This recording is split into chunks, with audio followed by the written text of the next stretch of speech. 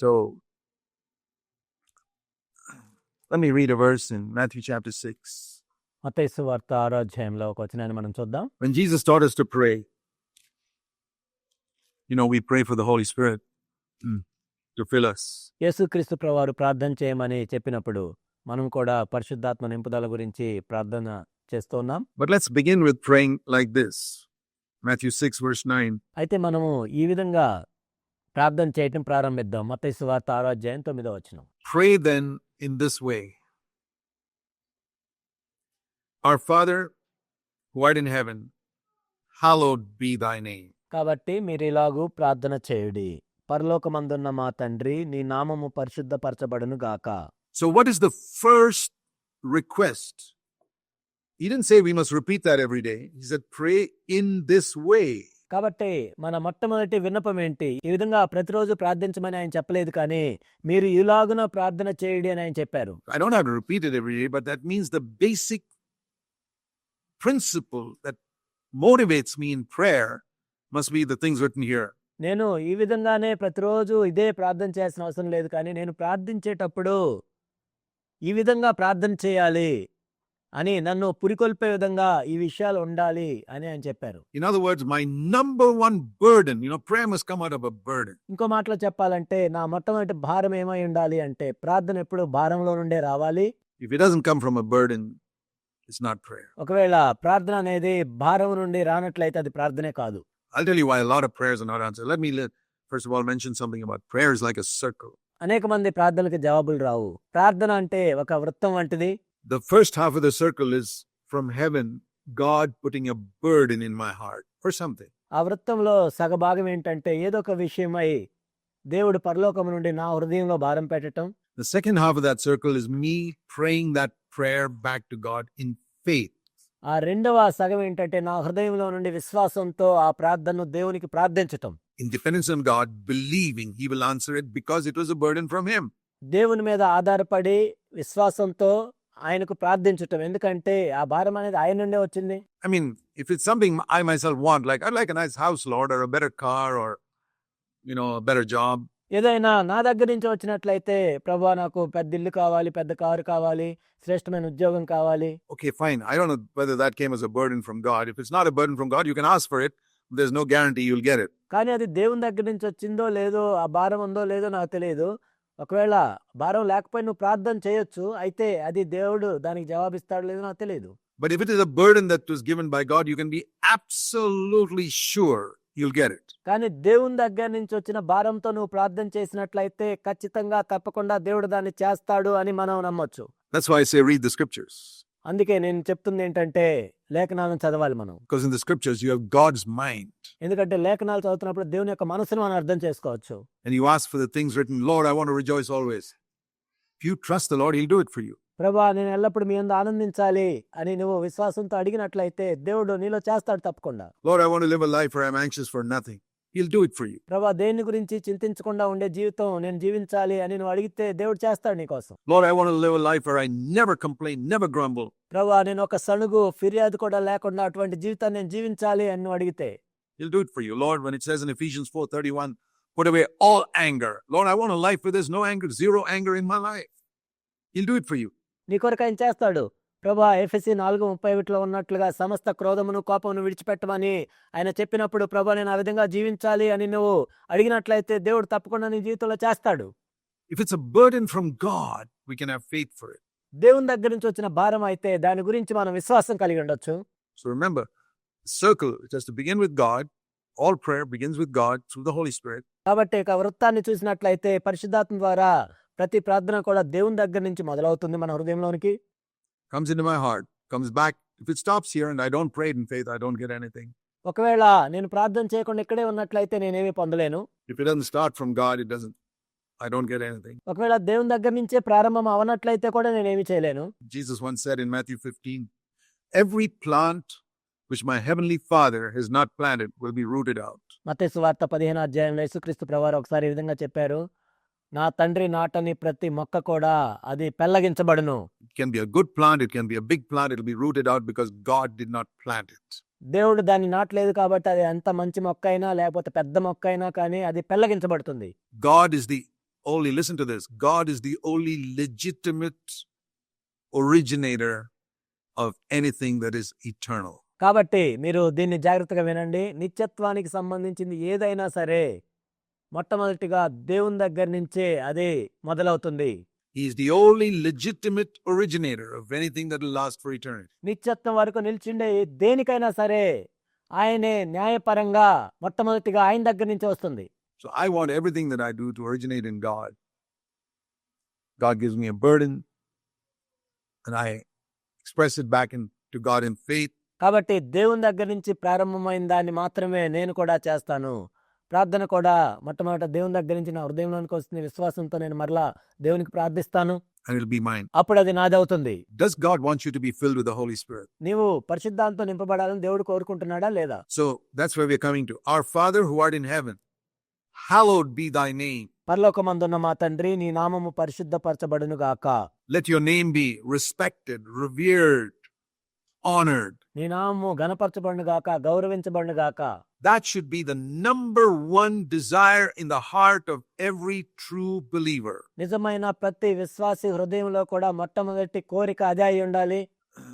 My backache can wait. నా నడుము నొప్పి అవుతుంది కొంత సమయం. My cancer can wait.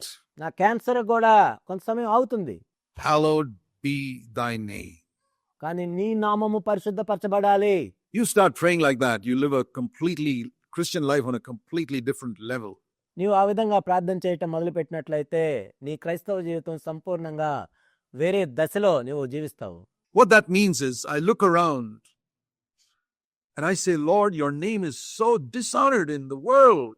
దాని అర్థం ఏంటంటే మనము చుట్టుప్రక్కల చూసినప్పుడు ప్రభువా ఈ లోకంలో మీ నామానికి ఎంతో అవమానం కలుగుతుంది. And worse than that, your name is so dishonored in Christendom. ఎంతో దారుణంగా క్రైస్తవ్యంలోనే మీ నామానికి ఎంతో అవమానం కలుగుతుంది. I want your name to be honored. ప్రభువా మీ నామము ఘనపరచబడాలి. I can't remember how many hundreds of times I have prayed to God, Lord Jesus, your name is so dishonored in India.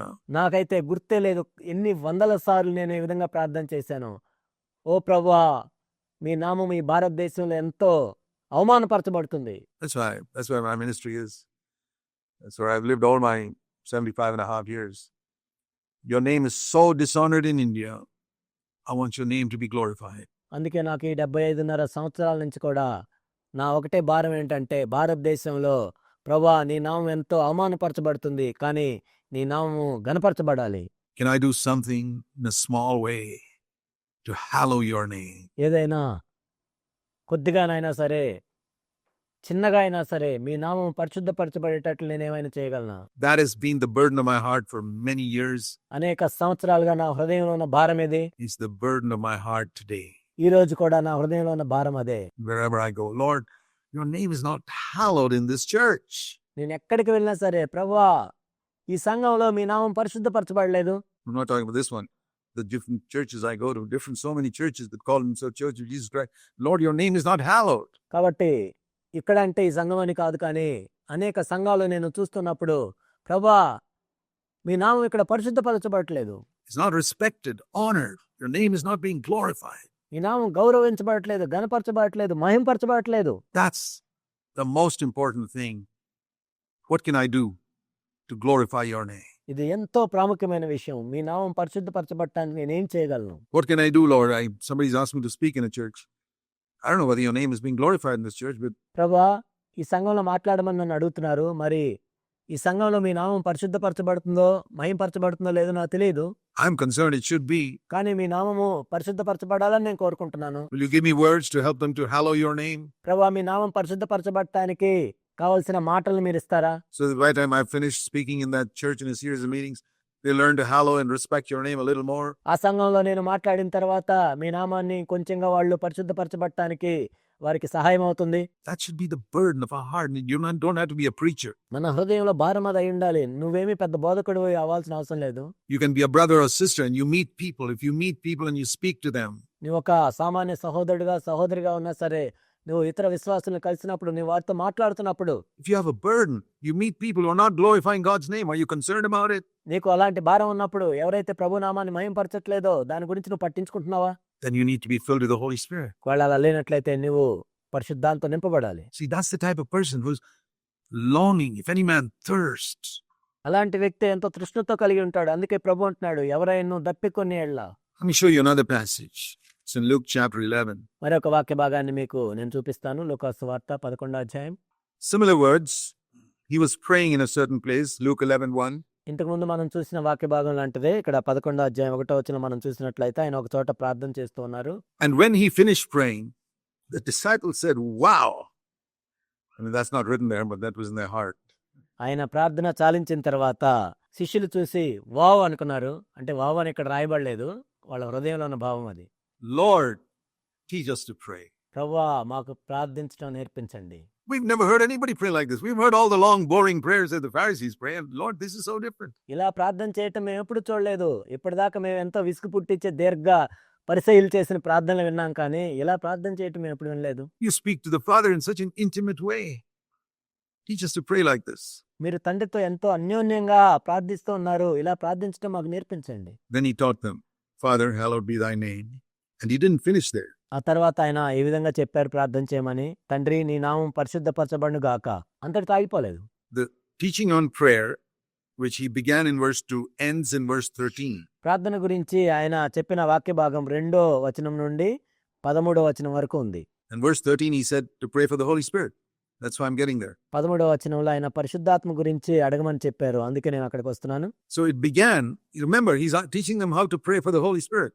Okay? చూడండి, పరిశుద్ధాత్మ గురించి ఏ విధంగా ప్రార్థన చేయాలో ఆయన ఇక్కడ నేర్పిస్తున్నారు. Because that's where it concludes. How much more will your heavenly Father give the Holy Spirit, verse 13, to those who ask him? ఇక్కడ ముగిస్తూ ఉన్నారు 13వ వచనంలో ఆయన, పరలోకమందున్న మీ తండ్రి తన అడుగు వారికి పరిశుద్ధాత్మని ఎంతో నిశ్చయముగా అనుగ్రహించును. You don't have because you don't ask. నువ్వు అడగలేదు కాబట్టి పొందలేదు. You ask and you don't receive because you ask with wrong motives. నువ్వు అడిగినా గానీ ఎందుకు పొందలేదంటే నువ్వు తప్పుడు ఉద్దేశంతో అడిగావు. For your own honor or for own excitement. నీ సొంత ఘనత కోసమో నీ సొంత ఎగ్జైట్మెంట్ కోసమో. Then also you don't get. అలా అడిగినా కానీ నువ్వు పొందలేవు. You don't get because you don't ask. నువ్వు అడగలేదు కాబట్టి పొందలేదు. Don't get because you asked with the wrong motive. నువ్వు తప్పుడు ఉద్దేశంతో అడిగావు కాబట్టి కూడా నువ్వు పొందలేదు. So let's get these things right. Let's ask and let's ask with the right motive. మొట్టమొదట ఈ రెండు విషయాలు మనం సరి చేసుకుందాం. మొట్టమొదటిగా మనం అడగాలి, రెండవది మనం మంచి ఉద్దేశంతో అడగాలి. So Lord, teach us to pray. Teach us to pray in the right way. ప్రభువా మాకు సరైన విధానంలో ప్రార్థన చేయటం మాకు నేర్పించండి. Okay, first of all, learn to pray that God's name will be hallowed. Forget your own needs. మొట్టమొదటిగా దేవుని యొక్క నామం పరిశుద్ధపరచబడాలని ప్రార్థన చేయటం మనం నేర్చుకోవాలి. మొట్టమొదట నీ సొంత అవసరాలను మర్చిపో. You seek God's kingdom first, he will add all your needs to you. I've experienced that for more than 50 years. నీవు మొట్టమొదట దేవుని రాజ్యాన్ని వెతికినట్లయితే నీ అవసరాలన్నీ ఆయన తీరుస్తాడు. 50 సంవత్సరాలుగా నేను దాన్ని అనుభవిస్తున్నాను. God's preserved us individually, as a family, as a church. దేవుడు మమ్మల్ని కాపాడాడు ఇప్పటి వరకు కూడా, వ్యక్తిగతంగా, కుటుంబంగా, సంఘంగా. He honors us if we honor him. మనం ఆయన గణపరిచినట్లయితే మనల్ని ఆయన గణపరుస్తాడు. So hallowed be your name.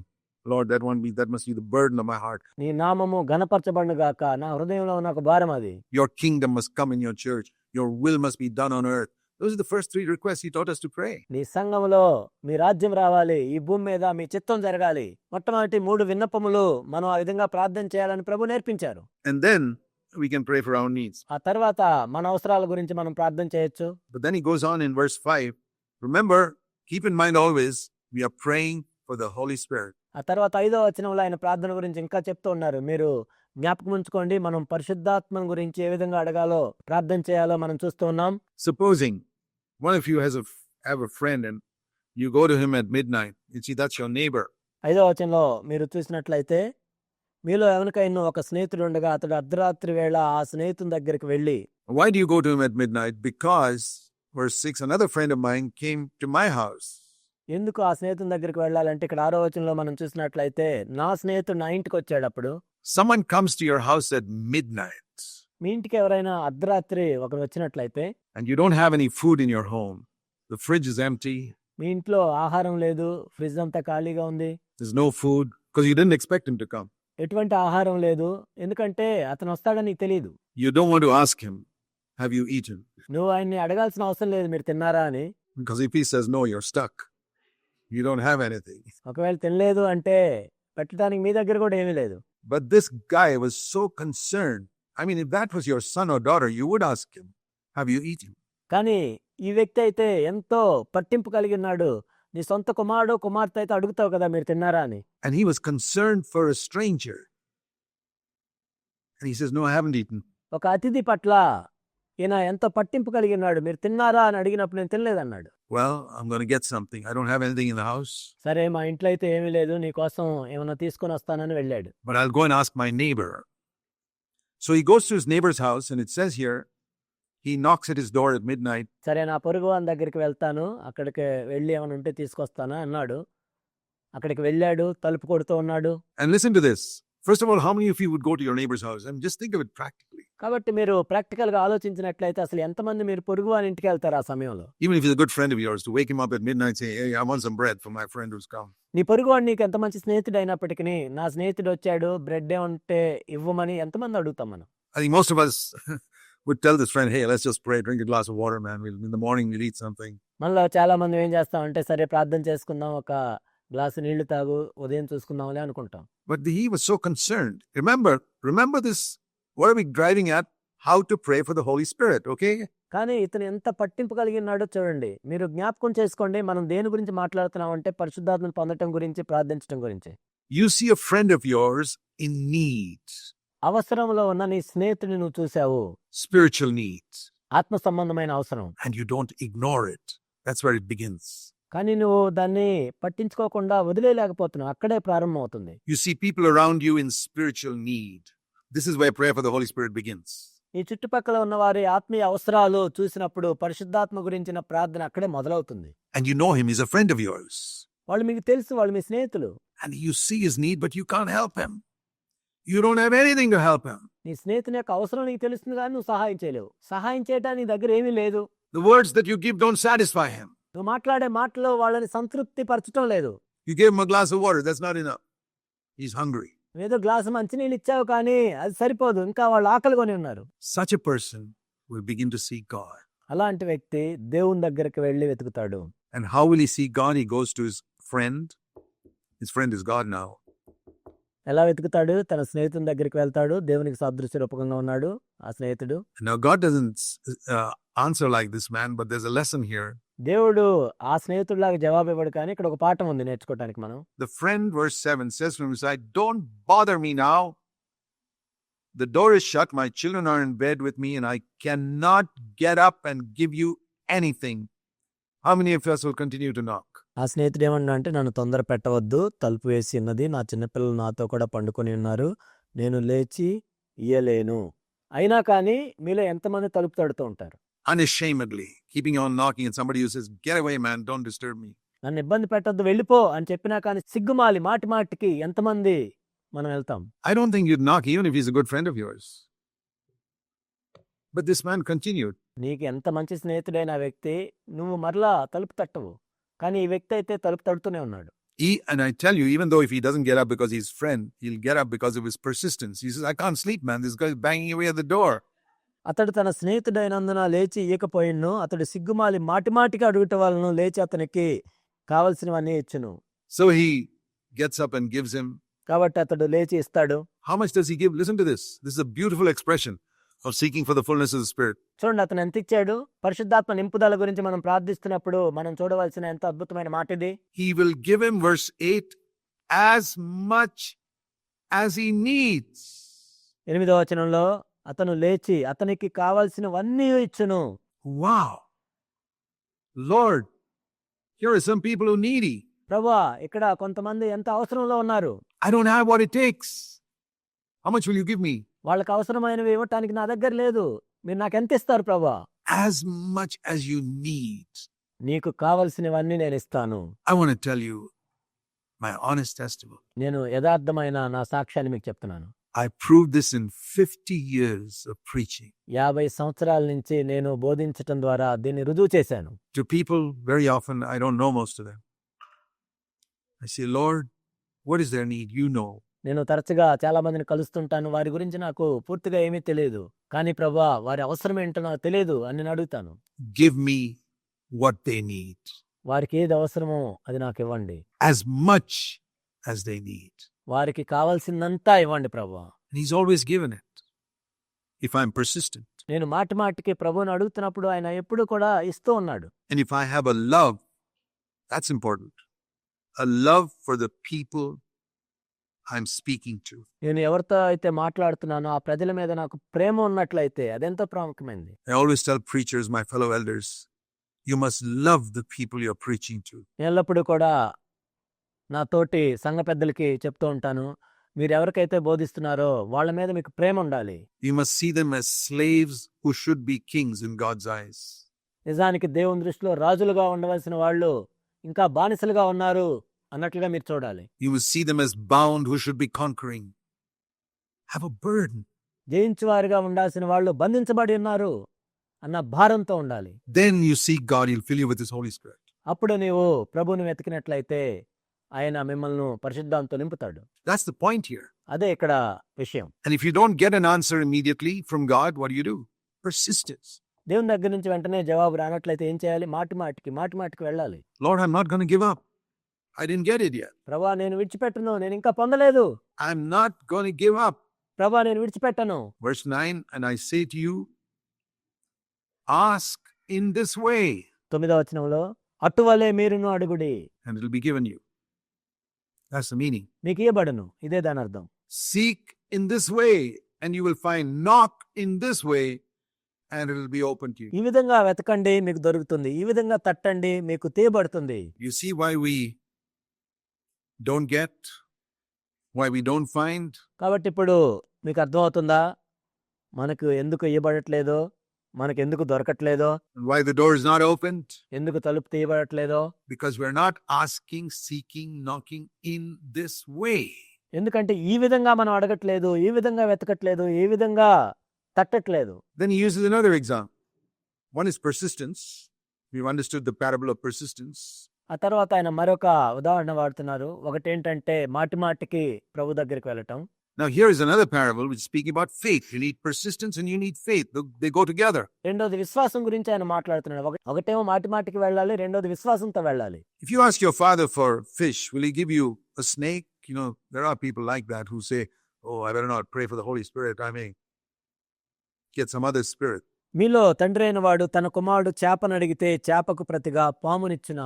కొంతమంది ఈ విధంగా అంటారు, పరిశుద్ధాత్మ గురించి అడిగితే నాకు వేరొక ఆత్మ వస్తుందేమో అని భయపడుతుంటారు. No, God will not give you a snake if you ask for fish. లేదు, మీరు చేపను అడిగితే దేవుడు పామునివ్వడు. If he asks you for an egg, will he give you a scorpion? గుడ్డును అడిగితే తేలునిచ్చినా? If you being evil, now from that I get, and give good gifts to your children, how much more shall your heavenly Father give the Holy Spirit to those who ask him like this?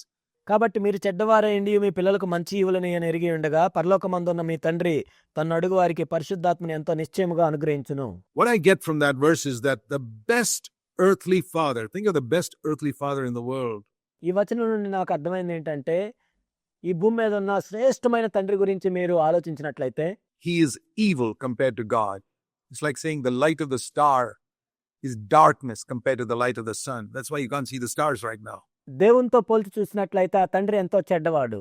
ఇది ఎలా ఉంటుందంటే, ఒక నక్షత్రం యొక్క వెలుగు సూర్యుని వెలుగుతో పోల్చి చూసినట్లయితే అది అంధకారం వలె ఉంటుంది. అందుకే మనకి సూర్యుని వెలుగులో నక్షత్రాలు కనపడవు. They're there, but you can't see it because it's almost like darkness compared to the light of the sun. In other words, అక్కడ నక్షత్రాలు ఉన్నాయి కానీ మనకు కనపడవు. ఎందుకంటే సూర్యుని వెలుగుతో పోల్చి చూసినట్లయితే నక్షత్రాల వెలుగు అనేది ఒక అంధకారం వంటిది. the best earthly father's light and love is like the light of a star. శ్రేష్టమైన తండ్రి యొక్క ప్రేమ కానీ వెలుగు కానీ నక్షత్ర వెలుగు వలె ఉంటుంది compared to the love of God, which is like the sun. దేవుని యొక్క ప్రేమ సూర్యుని వెలుగు వంటిది. If I can believe that, that's faith. నేను దాన్ని నమ్మినట్లయితే అదే విశ్వాసం. If my earthly father will not deny me, the best earthly father will not deny his child what he needs. నా భూసంబంధమైన తండ్రి నేను అడిగిన దాన్ని కాదనడు. ఈ భూసంబంధమైన శ్రేష్టమైన తండ్రి ఒక బిడ్డకు అవసరమైన దాన్ని కాదండు. He's not asking for an elephant or a railway train or something. He's asking for bread. ఆ చిన్న బిడ్డ ఏనుగు కావాలనో లేకపోతే ఒక రైలు కావాలని అడగట్లేదు, కానీ రొట్టె గురించి అడుగుతున్నాడు. He's asking for that which he needs. తనకు అవసరమైన దాని గురించి అడుగుతున్నాడు. And if he will not deny it, how will my heavenly Father deny the fullness of the Holy Spirit to those who ask him? ఆ భూసంబంధమైన తండ్రే కాదనలేడు, మరి నా పరలోకపు తండ్రి పరిశుద్ధాత్మ ఎంతో అవసరమైంది కాబట్టి తన్ను అడుగు వారందరికీ కూడా ఆయన అనుగ్రహిస్తాడు. So it's persistence and faith.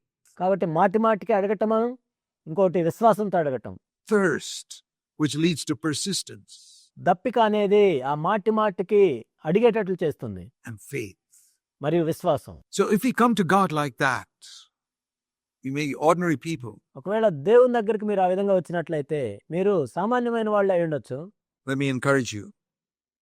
The type of people whom God chose. Here's another example. దేవుడు ఎలాంటి వారిని ఎంచుకున్నాడో చూపించి మిమ్మల్ని నేను ప్రోత్సహిస్తాను. Turn with me to 1 Kings, because sometimes we say, oh, I'm just an ordinary person. మొదటి రాజుల గ్రంథం మనం చూద్దాం. కొన్నిసార్లు నేనంత సామాన్యుణ్ణి అని మీరు అనుకుంటారు. 1 Kings chapter 19. మొదటి రాజులు 19వ అధ్యాయం. God wanted a prophet to replace Elijah, the great man of God. దేవుడు గొప్ప ప్రవక్త అయిన ఏలియా స్థానంలో మరొకరిని ఉంచటానికి దేవుడు చూస్తూ ఉన్నాడు. Where Elijah came from, we don't know. He suddenly appears as a prophet. ఏలియా ఎక్కడి నుంచి వచ్చాడో మనకు తెలియదు. ఆయన అకస్మాత్తుగా ఒక ప్రవక్తలాగా మనకి కనపడ్డాడు. But where his successor came from, we know, Elisha. కానీ ఏలియా తర్వాత వచ్చిన ఎలీషా ఎక్కడి నుంచి వచ్చాడో మనకు తెలుసు. Elijah went, and 1 Kings 19:19. He found Elisha. Elisha was not in a Bible school either. ఏలియా అతడి నుండి పోయిన తర్వాత మొదటి రాజులు 19:19లో ఎలీషా అని ఆయన కనుగొన్నాడు. ఎలీషా కూడా బైబిల్ కాలేజీ నుంచి ఏమి రాలేదు. You know, God doesn't go to Bible schools, I tell you. I wish you'd understand that. దేవుడు బైబిల్ స్కూల్కి ఏమి వెళ్ళడు. మీరు అర్థం చేసుకోవాలని నేను చెప్తున్నాను. I never went to a Bible school. I'm thankful for that. నేను ఎప్పుడు బైబిల్ స్కూల్కి వెళ్ళలేదు. దాన్ని బట్టి నేను కృతజ్ఞత కలిగి ఉన్నాను. The men of God who have blessed me the most in my life, from my earliest Christian life, are men who never went to a Bible school. నా ఆరంభ క్రైస్తవ జీవితం నుండి కూడా నన్ను బాగా ఆశీర్వదించబడిన గొప్ప దైవజనులు ఎవరు కూడా వాళ్ళు బైబిల్ స్కూల్కి వెళ్ళలేదు. Elisha, he was plowing. He was an ordinary farmer. ఎలీషాను మనం చూసినట్లయితే ఆయన దుక్కి దున్నుతూ ఉన్నాడు. అతడు ఒక సామాన్యమైన వ్యవసాయదారుడు. And Elijah threw his mantle over him, which everybody understood was a signify that you're going to be the next prophet. ఏలియా అతని చేరబోయి తన దుప్పటి అతని మీద వేయగా అప్పుడు అందరికీ అర్థమైంది తర్వాత ప్రవక్త ఎవరో. Elijah immediately understood that. Oh, really? Let me say goodbye to my father and mother and I'll follow you, he says in verse 20. ఎలీషాకు అది వెంటనే అర్థమయ్యి, అవునా అని, నేను వెళ్ళి నా తల్లిదండ్రులకి గుడ్ బై చెప్పొస్తానని చెప్పాడు. And he took the pair of oxen and sacrificed some of them and boiled their flesh, verse 20. ఆ తర్వాత కాడి ఎడ్లను తీసి వధించి వాటి మాంసమును వంట చేసి జనులకు వడ్డించాడు. And he followed Elijah immediately. వెంటనే ఏలియాను వెంబడించాడు. Whom did God pick? దేవుడు ఎవరిని ఏర్పరచుకున్నాడు? Who got a double portion of Elijah's spirit? An ordinary farmer. ఏలియా యొక్క రెండంతల ఆత్మ అతని మీదకి వచ్చింది. అతను ఒక సామాన్యమైన వ్యవసాయదారుడు. One more verse in the book of Amos. ఇంకొక వచనం మనం చూద్దాం ఆమోసు గ్రంథంలో. Amos was one of the prophets in Israel. ఆమోసు కూడా ఇశ్రాయేలు వారి ప్రవక్తగా ఉన్నాడు. And you read some fantastic things he says in his prophecy. If you've read Amos. మీరు ఆమోసు గ్రంథం చూసినట్లయితే తన ప్రవచనముల్లో కొన్ని అద్భుతమైన మాటలు ఆయన చెప్పాడు. Amos chapter 7.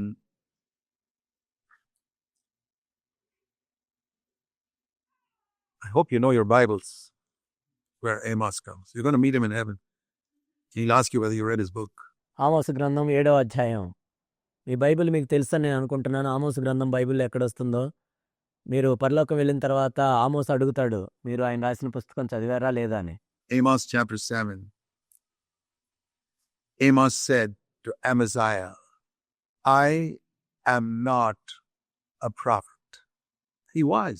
ఆమోసు గ్రంథం 7వ అధ్యాయంలో ఆమోసు చెప్పాడు అమజ్యాతో, నేను ప్రవక్తను కాను అని చెప్పాడు. కానీ ఆయన ప్రవక్తే. But he didn't think of himself as some great prophet. నేనేదో గొప్ప ప్రవక్తనని ఆయన గురించి ఆయన ఆలోచించలేదు. That's the mark of genuine prophets and apostles. నిజమైన ప్రవక్తలకి అపోస్తులకి గుర్తది. They don't think of themselves. They just think of themselves as ordinary people. వాళ్ళ గురించి వాళ్ళు ఏదో గొప్పగా ఊహించుకోరు, కానీ సామాన్య ప్రజల్లాగే వాళ్ళ గురించి వాళ్ళు ఆలోచించుకుంటారు. I'm not the son of a prophet. That means my dad was not a prophet either. నేను ప్రవక్త కుమారుణ్ణి కూడా కాదు, అంటే మా నాన్న కూడా ఏం ప్రవక్త కాదు. I'm a herdsman. I look after herds and I gathered growing sycamore figs. I'm a farmer. నేను పశువుల కాపరిని. నేను పశువును చూసుకుంటూ ఉన్నాను, మేడి పండ్లు ఏరుకుంటూ ఉన్నాను. నేను ఒక వ్యవసాయదారుణ్ణి. But the Lord took me from following the flock and said, Go prophesy. నా మందలను నేను కాచుకొనుచుండగా యెహోవా నన్ను పిలిచి నీవు పోయి నా జనులకు ఇశ్రాయేలు వారికి ప్రవచనము చెప్పుమని నాతో సెలవిచ్చెను. I'm just showing you the type of people whom God chooses. John the Baptist out in the wilderness. దేవుడు ఎలాంటి వారిని ఎన్నుకుంటాడు అని నేను మీకు చూపిస్తున్నాను. అరణ్యంలో నుండి బాప్తిజం ఇచ్చి యోహాన్ని ఆయన ఎన్నుకున్నాడు. Peter, James, and John, fishermen. పేతురు, యాకోబు, యోహాన్లు చేపలు పట్టుకునేవాళ్ళు. And Elisha was a farmer. Elisha ఒక వ్యవసాయదారుడు. Amos was just gatherer of figs. Suddenly God lays hold of him and says, Go and be my prophet. ఆమోసు పశువుల కాపరి అయి మేడి పండ్లు ఏరుకుంటూ ఉన్నాడు. వెంటనే దేవుడు వారిని పట్టుకొని వెళ్ళి నా ప్రజలకు ప్రవచించమని చెప్తూ ఉన్నాడు. You think God could be laying hold of you if you don't have high thoughts about yourself? You say, I'm just an ordinary person. God chooses ordinary people. నీ గురించి నీకు గొప్ప తలంపులు లేకుండా ఉన్నట్లయితే దేవుడు నిన్ను కూడా ఏర్పరచుకుంటాడు. దేవుడు ఎప్పుడు కూడా సామాన్యమైన వాళ్ళనే ఎంచుకుంటాడు To be his servants. తన సేవకులుగా ఉండటానికి. You can seek him. If you have a concern, Lord, I want your name to be honored. ప్రభువా నీ నామం పరిశుద్ధపరచబడాలనే కోరిక కలిగి నువ్వు ఆయన్ని వెతుకుతూ ఉన్నట్లయితే I want the name of Jesus to be honored around me. First of all, in my life. ప్రభువా నా చుట్టుప్రక్కల మీ నామం పరిశుద్ధపరచబడాలి. మొట్టమొదటిగా నా జీవితంలో I want the name of Jesus to be honored in my family life, the way I live with my wife or husband. నా కుటుంబంలో మీ నామం పరిశుద్ధపరచబడాలి. నా భార్యతో కానీ భర్తతో కానీ నేను జీవిస్తున్న విధానాన్ని బట్టి. I want the name of Jesus to be honored in the way my children grow up. Do you have a burden about these things? నా పిల్లలు పెరుగుతున్న విధానాన్ని బట్టి మీ నామం పరిశుద్ధపరచబడాలి. వీటన్నిటి గురించి భారం ఉందా మీకు? Or do you have a desire to be a great preacher? Or you'll completely miss God's will if your desire is to be someone great in the world or someone great in the church. లేక మీరు గొప్ప బోధకుడు అవ్వాలనుకుంటున్నారా? మీరు లోకంలో కానీ సంఘంలో కానీ ఏదో గొప్పవాడిగా ఉండాలనుకున్నట్లయితే దేవుని యొక్క చిత్తాన్ని మీరు సంపూర్ణంగా కోల్పోతారు. Get rid of it. That may be the thing that's hindering you దానిని తొలగించుకోండి. బహుశా మీకు అదే ఆటంకంగా ఉందేమో. from being filled with the Holy Spirit. పరిశుద్ధాంతో నింపబడకుండా ఉండటానికి అదే ఆటంకంగా ఉందేమో. I remember hearing of a pastor in the church in Boston at the end of the 19th century. 19వ శతాబ్దం చివరిలో బోస్టన్లో ఉన్న ఒక పాస్టర్ గారి గురించి నేను విన్నాను. He was a very famous speaker, but అప్పటికి ఆయన ఎంతో పేరు ప్రఖ్యాతులు గాంచిన ఒక గొప్ప బోధకుడుగా ఉన్నాడు. he heard D.L. Moody and all speak about the baptism of the Holy Spirit, and he felt there was something missing in his ministry, and he began to seek for the baptism of the Holy Spirit. DL moody లాంటి వాళ్ళు పరిశుద్ధాత్మలో బాప్తిజం గురించి చెప్పినప్పుడు ఆయన విన్నాడు. ఆయన కూడా పరిశుద్ధాత్మలో బాప్తిజం పొందాలనుకున్నాడు. He prayed, and he surrendered everything, laid everything on the altar as far as he knew, and still nothing happened. ఆయన ప్రార్థన చేస్తూ ఉన్నాడు. సమస్తం బలిపీఠం మీద పెట్టాడు. తనకు తెలిసిందంతా కూడా సమర్పించుకుంటూ ఉన్నాడు. అయినా కానీ ఆయన పొందలేదు. And as he sought the Lord said, why do you want to be baptized in the Holy Spirit? So that you can become a famous preacher? ఆయన ప్రభువుని దీని గురించి అడిగినప్పుడు ప్రభు అడిగిన ప్రశ్న ఏంటంటే, నీకు పరిశుద్ధాత్మలో బాప్తిజం ఎందుకు? నువ్వు ఇంకా పేరు ప్రఖ్యాతులు గాంచిన బోధకుడిగా ఉండాలనుకుంటున్నావా? And he suddenly saw his motive was all wrong. అకస్మాత్తుగా తనలో తాను చూసుకుంది ఏంటంటే, తాను అడిగే ఉద్దేశం అంతా కూడా చెడ్డది. And he said, Lord, I give it up. I place that also on the altar. I don't want to be a great preacher in this church. ప్రభువా దాన్ని కూడా నేను విడిచిపెడుతున్నాను. అది కూడా బలిపీఠం మీద పెడుతున్నాను. ఈ సంఘంలో ఏదో గొప్పవాడిగా ఉండాలనుకోవట్లేదు నేను. You can take it away. I just want to be filled with the Holy Spirit. Be your child. కావాలంటే మీరు తీసేయండి ప్రభువా. పరిశుద్ధాంతో నింపబడి మీ బిడ్డగానే ఉండాలనుకుంటున్నాను అంతే. And God filled him. దేవుడు ఆయన నింపాడు. And God led him to leave that church. ఆ తర్వాత ఆ సంఘాన్ని విడిచిపెట్టమని దేవుడు నడిపించాడు. And he joined William Booth in England, the Salvation Army. ఇంగ్లాండ్లో సాల్వేషన్ ఆర్మీ సంఘంలో విలియం బూత్ దగ్గరికి వెళ్ళాడు. And William Booth was a wonderful, godly man. He knew how to train people. William booth ఎంతో గొప్ప దైవజనుడు. మనుషులకు ఏ విధంగా తర్ఫీదునివ్వాలో ఆయనకు తెలుసు. This great preacher come from America. America నుంచి గొప్ప బోధకుడు వచ్చాడు.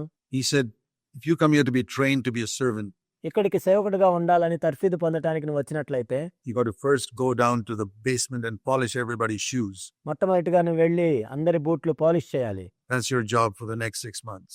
వచ్చే 6 నెలలు నువ్వు చేయాల్సిన పని అదే. Polish the shoes of all these Salvation Army people. Salvation ఆర్మీలో ఉన్న ఈ ప్రజలందరి బూట్లు నువ్వు తుడవాలి. Imagine this great preacher. He went down there చూడండి, ఈ గొప్ప బోధకుడు అక్కడికి వెళ్ళాడు. and he developed from there to be one of the greatest men of God in the Salvation Army. ఆ తర్వాత సాల్వేషన్ ఆర్మీలోనే ఒక గొప్ప దైవజనుడిగా ఆయన ఎదిగాడు.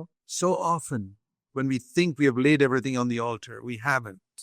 తరచుగా మనం ఏమనుకుంటామంటే మనం అంతా బలిపీఠ మీద పెట్టాం అనుకుంటాం, కానీ మనం పెట్టలేదు. There's something on earth or in the church we're seeking that blocks the pipe. ఈ భూమి మీద కానీ సంఘంలో కానీ దేనికోసం మనం వెతుకుతూ ఉంటాము, అదే పైపులో ప్రవహించకుండా ఆపేస్తుంది. The river doesn't flow. ఆ నది ప్రవహించదు. So let's examine ourselves. Let's bow before God. కాబట్టి మనల్ని మనం పరీక్షించుకుందాం. ప్రభు యొక్క సన్నిధిలో తల్ల వంచుకొని, Heavenly Father, as we bow before you, we want to walk in your light. పరలోకమందున మా తండ్రి, మీ సన్నిధిలో మేము తల్ల వంచుకొని మేము ప్రార్థన చేస్తూ ఉన్నాం. ప్రభా, మేము వెలుగులో నడవటానికి సహాయం చేయండి. And let the light of God shine into every nook and corner of our heart. దేవుని యొక్క వెలుగు మా హృదయంలోని ప్రతి మూలన ప్రకాశించడానికి సహాయం చేయండి. We really want to be filled with the Holy Spirit. మేము నిజముగా మీ పరిశుద్ధాంతో నింపబడాలని కోరుకుంటున్నాం తండ్రి. Thank you. In Jesus' name. Amen. నీకు వందనాలు తెలియజేస్తున్నాం. యేసు నామములో ప్రార్థిస్తున్నాం తండ్రి. ఆమేన్.